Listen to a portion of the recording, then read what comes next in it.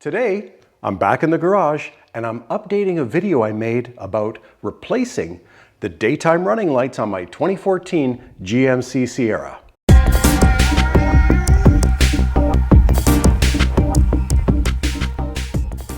Hi, I'm Gio, and if you love running, hiking, camping, the outdoors, even videos like this about projects around the house and garden, why not have a look around the channel and I'm sure you'll find something you'll love. Today, I'll be dealing with a failure that I had on my daytime running lights on this 2014 GMC Sierra. Now, a couple of years ago, I made a video about converting my factory daytime running lights to an aftermarket kit from DJI Dynamics.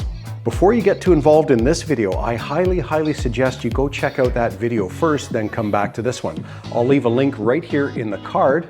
As well, I'll leave a link in the description down below, so go check that out first. Earlier this summer, I noticed the LED printed circuit board of the right-hand headlamp had a couple LED segments not working.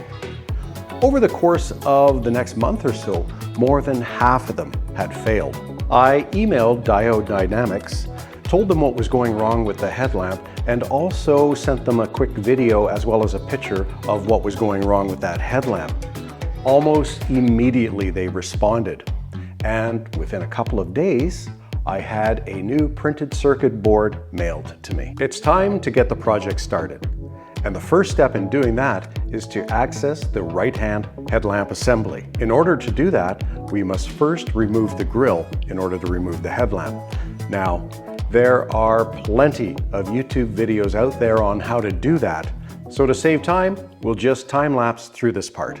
This video is my own. It's not sponsored and I have not received anything from DJI Dynamics to make this video or to say such wonderful things about this company. It's my opinion, however, that if you are looking for North American-made lights and lighting products for your vehicle, check out the folks at diodynamics.com.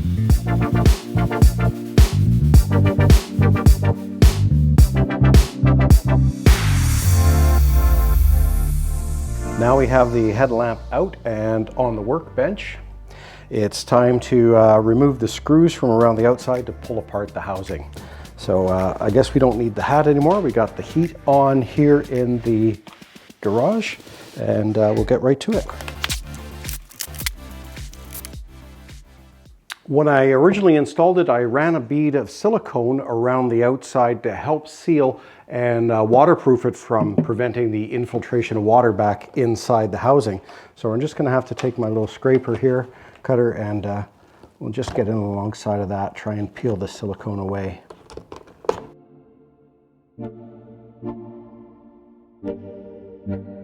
Now the good news is the butyl putty I put in seems to be nice and soft, so that's gonna make a big difference. That's gonna help removing the front lens from the housing.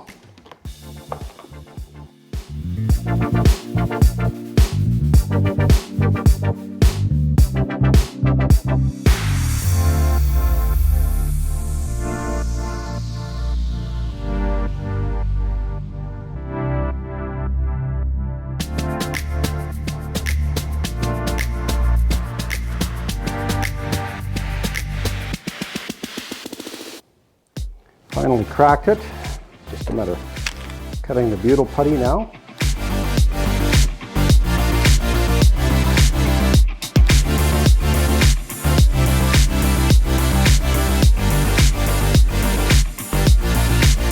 All right, success. There we go.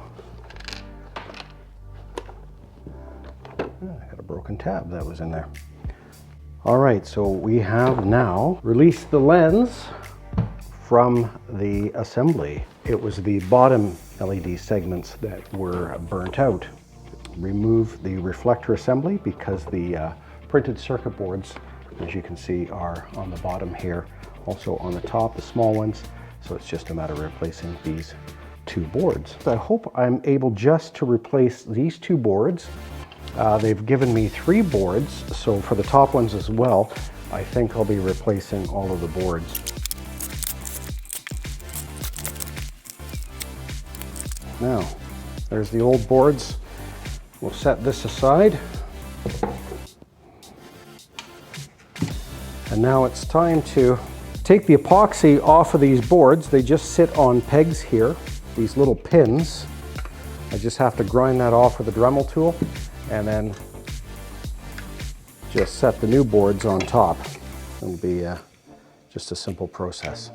Easy peasy. New board, set it on. So let's get the Dremel tool out. Right, let's see how this one goes.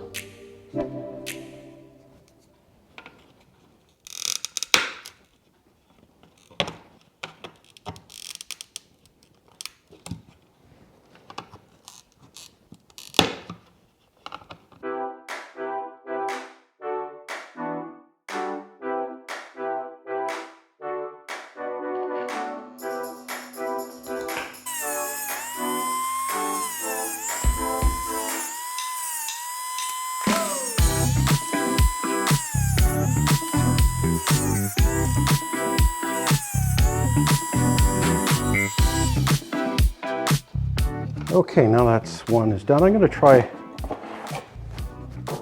using my plastic tools here.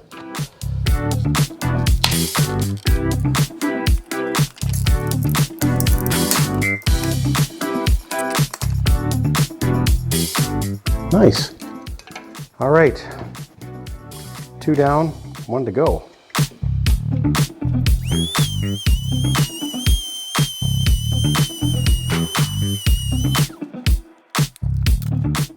There we are. All right, there's the old printed circuit boards, the LED printed circuit boards, the old ones.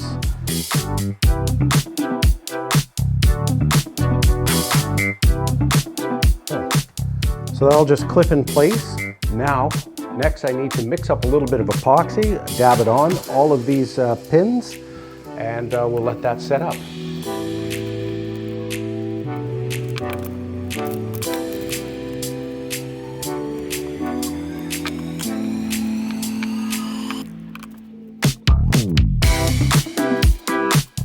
All right, that is done. We just need now to wait for the epoxy to cure. Let's go take a break.